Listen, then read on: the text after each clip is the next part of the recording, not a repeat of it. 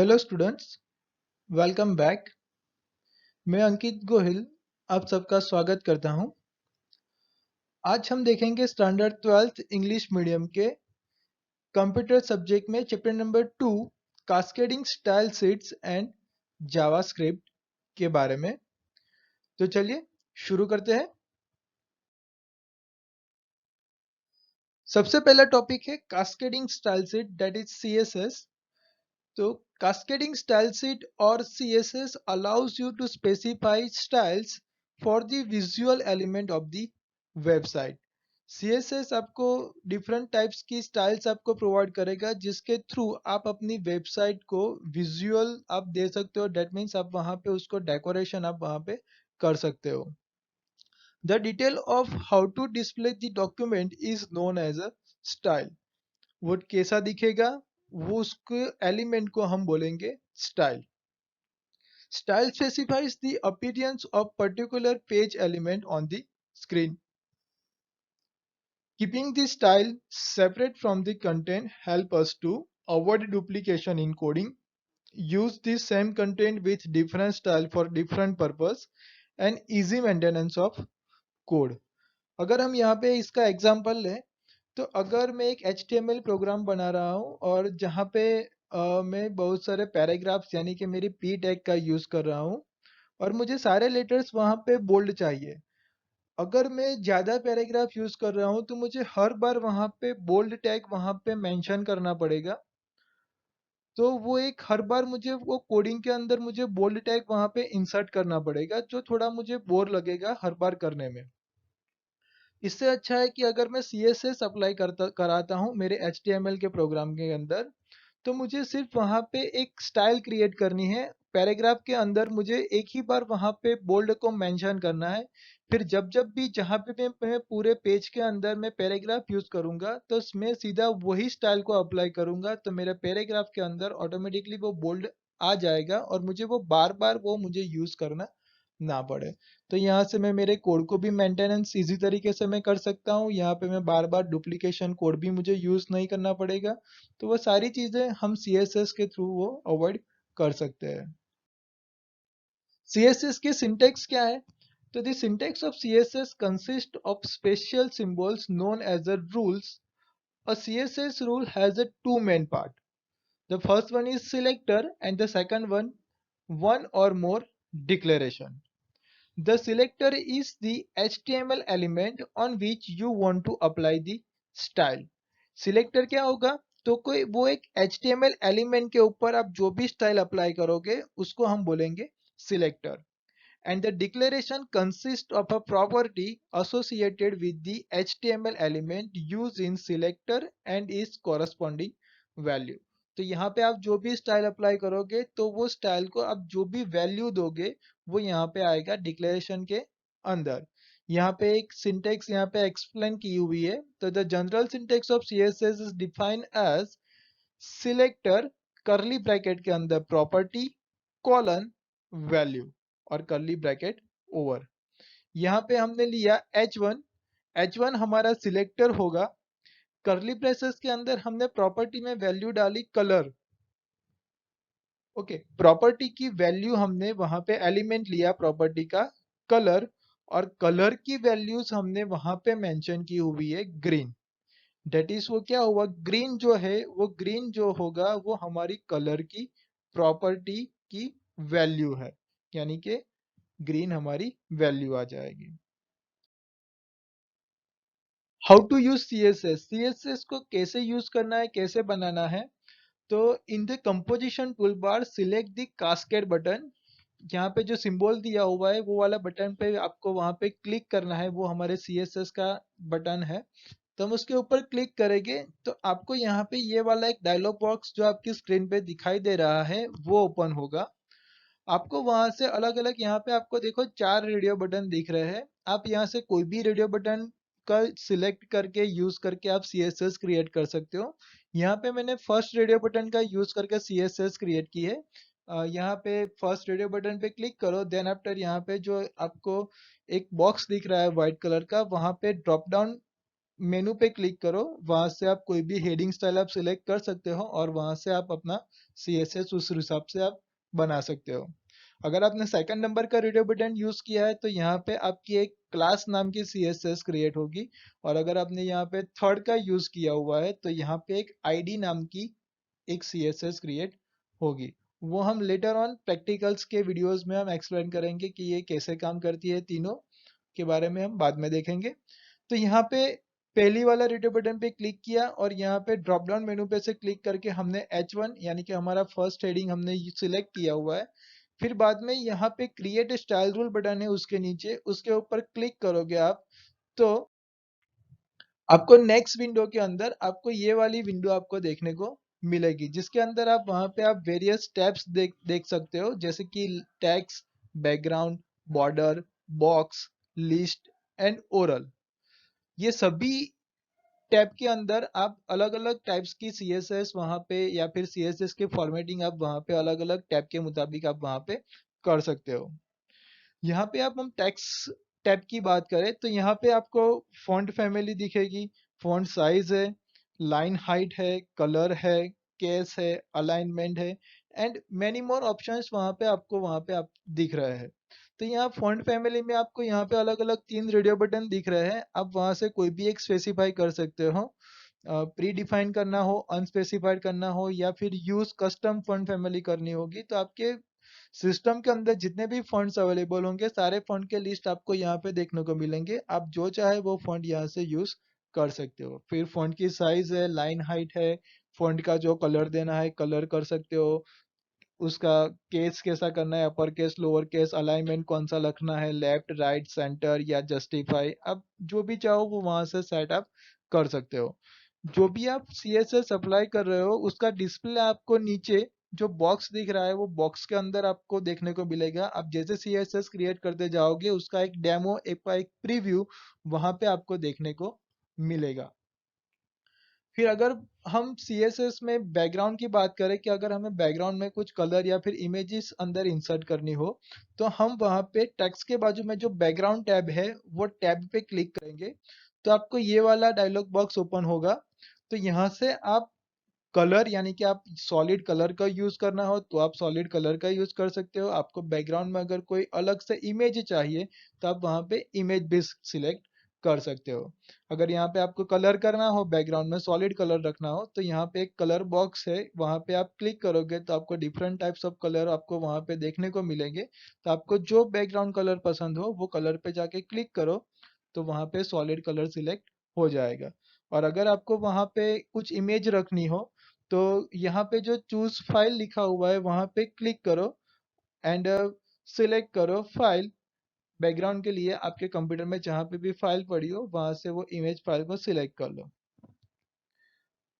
फिर अगर आपको वहां पे बॉर्डर भी सिलेक्ट करनी है या फिर कोई एलिमेंट आपको ऐसा है कि वहां पे आपको बॉर्डर भी चाहिए तो बाजू में बैकग्राउंड के बाजू में आपको बॉर्डर टैब देखने को मिल रही है, वहां पे क्लिक करोगे तो आपको ऐसे वाला सिंबल्स डायलॉग बॉक्स दिखेगा आपको। डेट मीन्स यहाँ से आप अपनी बॉर्डर सेट कर सकते हो। यहाँ पे आप एक देखोगे कि जहाँ पे चेकबॉक्स दिया हुआ है बॉर्डर के एग्जैक्टली नीचे, तो वो चेकबॉक्स टिक मार्क किया हुआ है और वहाँ पे लिखा है all four side use same border style, और यहाँ पे हमने बाय डिफॉल्ट टिक किया हुआ ही है।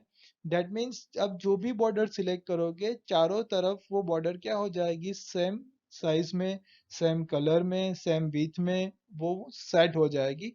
तो अगर ये अनमार्क है तो टिक कर देना, क्योंकि जनरली हम बॉर्डर सभी तरह जगह पर एक ही तरह की से रखते हैं, हम हर एक साइड पे अलग अलग बॉर्डर्स नहीं रखते। अदरवाइज जो ये टिक नहीं होगा तो आपको जो यहाँ नीचे ऑप्शंस दिखाई दे रहे हैं टॉप राइट बॉटम लेफ्ट, हर एक जगह पर इन चारों में आपको एक सेम जैसी बॉर्डर वहां पे सिलेक्ट करनी पड़ेगी। ओके, अब बॉक्स लिस्ट एंड ओरल की बात हम अभी नहीं करेंगे, वो अभी फिलहाल हमें नहीं देखना है। तो इतना सिलेक्ट करने के बाद अब यहाँ पे जब फर्स्ट वेरी टैब है जनरल, तो आप जनरल पे क्लिक करोगे तो यहाँ जनरल पे क्लिक करने के बाद आपने जो भी CSS वहाँ पे टेक्स्ट टैब में से, बैकग्राउंड में से या फिर बॉर्डर में से आपने जितनी भी CSS सिलेक्ट की थी वो सारी CSS का आपको डिस्प्ले यहाँ पे देखने को मिलेगा। Then after click on okay button. आप जैसे ही ओके बटन पे क्लिक करोगे, आपकी CSS आपके सोर्स कोड के अंदर ऐड हो जाएगी और जो भी एलिमेंट के ऊपर आपने CSS अप्लाई की होगी, वो एलिमेंट पे वो CSS यहाँ पे डिस्प्ले हो जाएगी। यहाँ पे मैंने H1 टैब के अंदर मेरी CSS अप्लाई की हुई थी, तो जैसे ही मैंने सेव किया, तो मेरा जो भी एलिमेंट मैंने बनाया हुआ था, मेरा जो भी हेडिंग मैंने बनाया हुआ था, वो हेडिंग के ऊपर मैंने जो से CSS सेलेक्ट की थी, वैसे CSS यहाँ पे डिस्प्ले यानी कि अप्लाई हो गई है। ओके, नेक्स्ट टॉपिक है हमारा JavaScript. So the web page is designed using HTML were static and could not be changed after the browser rendered them. While using JavaScript, a web page no longer remains static but can include coding that allows interactively with the users, control the browsers, and dynamically create HTML content. Netscape develop the JavaScript का development Netscape ने किया and the JavaScript is a case sensitive language. यहाँ पे JavaScript एक case sensitive language है, यानी कि यहाँ पे स्मॉल में ए लिखा हुआ और कैपिटल में ए लिखा हुआ दोनों यहाँ पे अलग चीजें कहलाएगी। JavaScript can be placed inside the body or the head section of an HTML page। आप ये दोनों में से कोई भी जगह पर अपनी JavaScript वहां पे आप अप्लाई करा सकते हो, but generally it is pre defined that the code to be place in the head tag. मगर जनरली हम लोग क्या करते हैं, बॉडी टैग के अंदर का हमारे पूरे पेज की वहां पे एलिमेंट्स का कोडिंग डिस्प्ले होता है, तो हेड टैग के अंदर हम जनरली प्रीफर करेंगे कि हम जो भी जावास्क्रिप्ट अप्लाई करें, वो जावास्क्रिप्ट हम हेड टैग के अंदर हम इंसर्ट करें। The script tag tells the browser to interpret all the text between the script tag as a script। और एक स्क्रिप्ट टैग है, वो स्क्रिप्ट टैग के अंदर आपने जो भी कोडिंग लिखा हुआ होगा, वो ब्राउजर्स को बताएगा कि यहाँ पे उसका काम क्या करना है। यानी कि स्क्रिप्ट टैग के अंदर जितने भी हमने कोडिंग लिखा हुआ होगा, उसका इंटरप्रेट ब्राउजर्स को वहां पे एज अ स्क्रिप्ट करना है, वो वहां पे मेंशन करेगा। Using JavaScript the form is generally check for the following things. JavaScript के जरिए हम कौन कौन सी चीजें चेक करा सकते हैं, तो has the user left any required field empty. Users ने कोई फील्ड तो एम्प्टी नहीं छोड़ा है ना, वो चेक करा सकते हैं।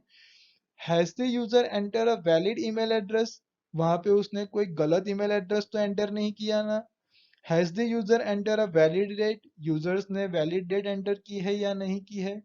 Has the user enter text in the numeric data field, जहां पे भी हमने न्यूमेरिक वैल्यू मांगी है, वहां पे यूजर्स ने गलती से टेक्स्ट तो फिलअप नहीं की होगी ना। वो सारे एलिमेंट्स के बारे में हम जावास्क्रिप्ट के थ्रू हम चेक करा सकते हैं। यहाँ पे एक सिंटेक्स है, डॉक्यूमेंट डॉट राइट और ब्रैकेट के अंदर लिखा हुआ है हेलो डियर स्टूडेंट्स। तो यहाँ पे जो डॉक्यूमेंट है, वो डॉक्यूमेंट हमारा पार्ट ऑफ द ऑब्जेक्ट कहलाएगा। राइट है वो हमारी मेथड कहलाएगी, और जो भी डबल कोट के अंदर हमने लिखा हुआ है, वो हमारी टैग्स है। वो टैग्स को हम एज अ वेरिएबल ले सकते हैं, और यहाँ पे वो टैग्स हम कोई भी तरीके की यूज कर सकते हैं।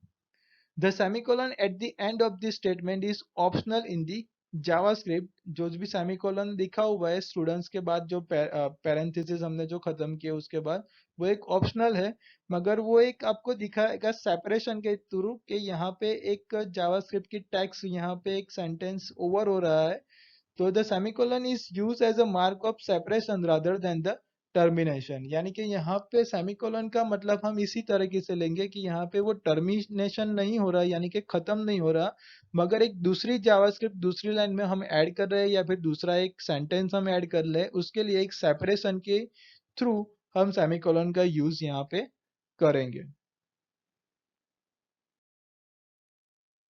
नेक्स्ट है जावास्क्रिप्ट एलिमेंट्स के बारे में हम देखें, तो पहला सबसे पहला है function. The function is a reusable block of code that performs a particular task.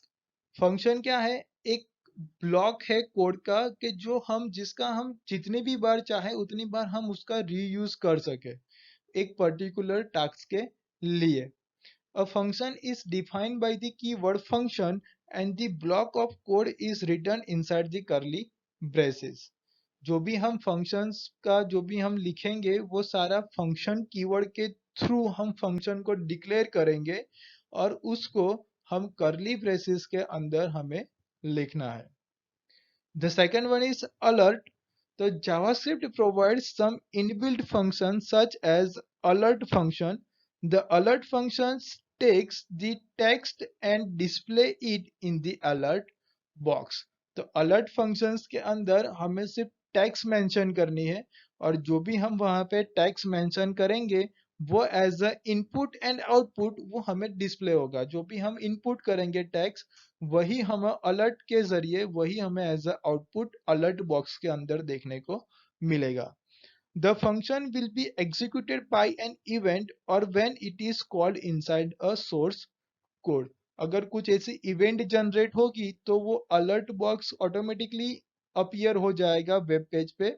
Otherwise जब भी हम कोड के अंदर उसको हम कॉल कराएंगे यानी कि हम कोडिंग के थ्रू उसको हम बुलाएंगे तब अलर्ट बॉक्स क्या होगा वो जनरेट होगा।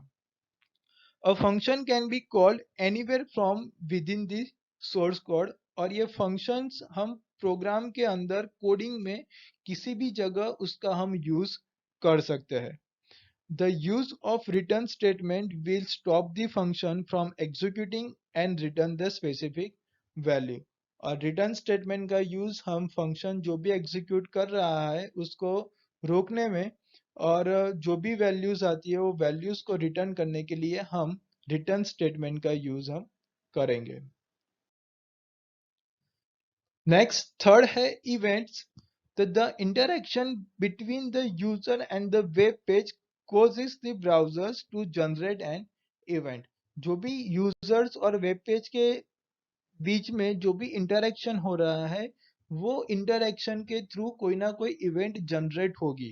इन the other words when the users does something an event take place यानी कि वहां पे वेब पेज पे यूजर कुछ ना कुछ प्रैक्टिकली कुछ कर रहा है तो वो एक इवेंट ही जनरेट करता है ऐसा हम कह सकते हैं। Following table shows some JavaScript event. यहाँ पे कुछ जावास्क्रिप्ट इवेंट्स आपको दी गई है जैसे कि अबॉट तो कि loading of image is cancel. कोई भी इमेज का डिस्प्ले अगर वेब पेज पे होना है अगर वो बाय चांस किसी तरीके से नहीं हो पा रही तो वहां पे अबॉट वाली इवेंट क्या होगी लॉन्च होगी। फिर आया ब्लर तो कि element such as a radio button becomes inactive. जैसे कि हम कोई भी फॉर्म फिलअप कर रहे हैं जहाँ पे वो रेडियो बटन क्या है डिसेबल नहीं है या फिर वो इनएक्टिव है। हम कुछ भी कर रहे हैं मगर वहां पे वो अप्लाई नहीं हो रहा। क्लिक तो कि users click on a form element. जब भी हम एलिमेंट पे क्लिक कर रहे हैं तो वो फॉर्म एक्टिव हो जाता है। फिर चेंज है एरर है focus load reset select submit तो कि हम पूरा फॉर्म फिलअप करने के बाद जब भी हम सबमिट बटन पे क्लिक करते हैं तो वो सबसे पहले चेक करता है पूरा कि वहां पे हमने फॉर्म पूरा फिलअप किया हुआ है जो भी इंफॉर्मेशन मांगी थी वो सारी सही डाली हुई या नहीं आई। Then after it redirect to the next page. तो ये अलग अलग सारे इवेंट्स जब भी प्रोग्राम के थ्रू कॉल की जाए या फिर कोई भी इवेंट बाय चांस जनरेट हो जाए तो उसके थ्रू वो अपना काम करती है। फिर हमारा नेक्स्ट टॉपिक है वेरिएबल। तो कि अब variable is a container for storing data. यहाँ जावास्क्रिप्ट के अंदर हम वेरिएबल का यूज करेंगे कोई भी डेटा स्टोर करने के लिए या फिर कोई भी वैल्यू स्टोर करने के लिए। For example var x is equal to document dot js1 dot name dot value. यहाँ पे वेर यानी कि डिक्लेरेशन ऑफ वेरिएबल अगर कोई भी वेरिएबल को डिक्लेयर करना हो तो वो डिक्लेयर करने के लिए हम वेर कीवर्ड का यूज करेंगे। x जो है वो x मेरा वेरिएबल का नाम है। डॉक्यूमेंट डॉट js1 यानी कि js1 मेरे पेज का एक नाम है। js1 के पेज के ऊपर मैंने नेम नाम का कोई एट्रीब्यूट लिया हुआ है और नेम नाम की एट्रीब्यूट की यहाँ पे जो भी वैल्यू इंसर्ट यूजर्स करेगा वो वैल्यू मुझे x नाम के वेरिएबल में मुझे स्टोर करानी है। तो ये मतलब होगा ये सेंटेंस का कि JS1 नाम के पेज पे नेम नाम के एट्रीब्यूट यानी कि टेक्स्ट बॉक्स का एक नाम होगा नेम, कि उसके अंदर जो भी यूजर्स वैल्यू एंटर करे वो वैल्यू को मुझे x नाम के वेरिएबल में मुझे स्टोर करना है। The variable name in JavaScript are also case sensitive, so a variable x is not the same as a variable capital X. जैसे कि मैंने पहले ही बोला कि यहाँ पे JavaScript केस सेंसिटिव लैंग्वेज है, सो यहाँ पे small x and capital X दोनों अलग अलग कहलाएंगे। The variables can store numbers, strings or text. In JavaScript, we can declare a variable using var keyword. जैसे अभी मैंने बोला कि वेरिएबल डिक्लेयर करने के लिए हम var कीवर्ड का यूज करेंगे। कुछ एग्जांपल्स है यहाँ पे वेरिएबल डिक्लेरेशंस के। For example var x is equal to 3, var x is equal to double quote में hello, var x is equal to double quote में गुड मॉर्निंग। तो यहाँ पे ये वाली वैल्यूज डायरेक्टली हमने यहाँ पे क्या की है, स्टोर की है x नाम के वेरिएबल में, respectively 3, hello and good morning. Next topic है हमारा इफ स्टेटमेंट। तो कि you must be familiar with conditional statement if. The conditional statement if is used to change the flow of the program. हमने if statement के बारे में आगे के स्टैंडर्ड्स में भी हम पढ़कर आए हुए हैं, तो आप सबको पता ही होगा इफ स्टेटमेंट कैसे काम करता है, क्या काम करता है। यहाँ पे जो भी कंडीशन होगी वो कंडीशन के फ्लो को चेंज करने का काम हम यहाँ पे इफ प्रोग्राम के थ्रू या फिर इफ स्टेटमेंट के थ्रू हम कर सकते हैं। The if statement evaluates an expression to validate specific condition, and if the condition is true, then the program enters in if block and execute this statement inside the it। यहाँ पे जब भी if statement के अंदर जब भी हम कोई ना कोई कंडीशन लिखी हुई होगी, अगर वो कंडीशन राइट होगी तब जाके इफ प्रोग्राम के अंदर हमने या फिर इफ ब्लॉक के अंदर जो भी कुछ हमने कोडिंग या जो भी हमने सेंटेंसेस लिखे हुए हैं वो एग्जीक्यूट्स होंगे। अगर वो कंडीशन ही अगर स्टार्टिंग में ही वहां पे वो रॉन्ग हो रही है तो भी जो करली ब्रैकेट के अंदर हमने जो भी ब्लॉक्स या फिर स्टेटमेंट हमने लिखे हुए हैं वो वहां पे एग्जीक्यूट नहीं होंगे अगर हमारी कंडीशन रॉन्ग हुई। तो यहाँ पे अगर कंडीशन ट्रू है तभी वो प्रोग्राम के अंदर एंटर होगा और ब्लॉक्स हमने जो भी लिखे हुए हैं वो वहां पे क्या करेगा, स्टेटमेंट वहां पे वो एग्जीक्यूट करेगा, अदरवाइज वो एग्जीक्यूट नहीं करेगा। नेक्स्ट टॉपिक है हमारा browser object model, that is BOM। तो the control the browsers window और the web page we use the browser object model. All browsers are split into different parts or objects that can be accessed using JavaScript, and these parts are known as the browser object model। तो यहाँ से हम JavaScript के through भी हम handling करना हो तो हम कर सकते हैं। एक्चुअली यहाँ पे जो इमेज दी गई है वो इमेज को हम एक्सप्लेन करें तो यहाँ पे देखो सबसे पहले टॉप के ऊपर आपको वहां पे दिख रहा है window object, that is window objects contains the document object, history object and the location object, but we can focus only on document object। Then document object also contains the link object, form object and the anchor object। जहाँ पे भी आप कोई भी document बना रहे हो तो वहां पे आप डॉक्यूमेंट पे कोई ना कोई लिंक दे सकते हो या फिर फॉर्म नया क्रिएट कर सकते हो या फिर एंकर टैग की मदद से भी आपको अगर वहां पे कुछ लिंक या हाइपर लिंक क्रिएट करनी हो तो वहां पे आप हाइपर लिंक भी वहां पे क्रिएट कर सकते हो। फिर फॉर्म की हम बात करें तो फॉर्म के अंदर अगर हम फॉर्म सिलेक्ट कर रहे हैं, फॉर्म बनाना है, तो form also contains the various elements like radio button, password, text box, text area, check box, reset button, submit button and many more.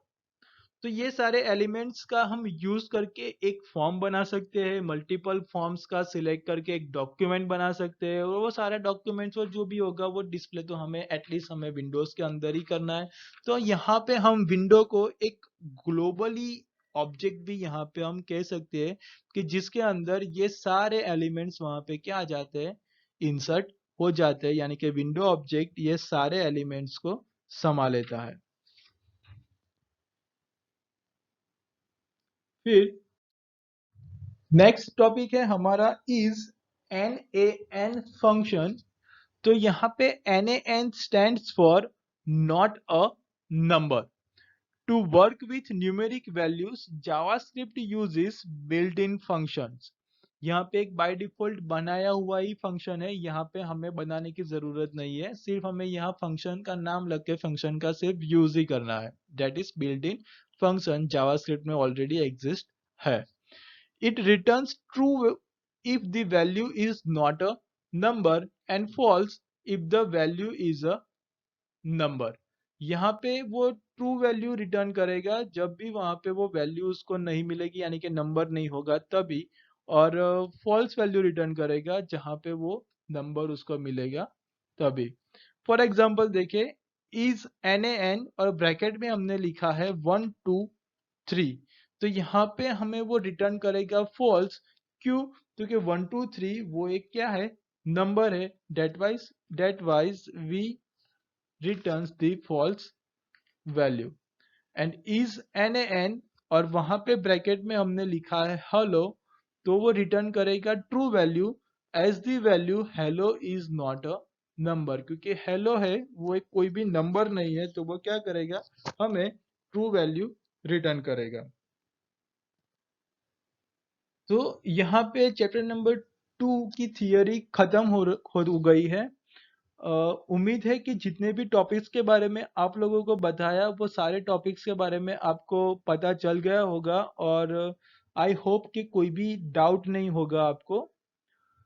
तो चैप्टर नंबर 2 यहाँ पे खत्म होता है। नेक्स्ट चैप्टर के साथ हम जल्दी वापस मिलेंगे। Thank you all of you.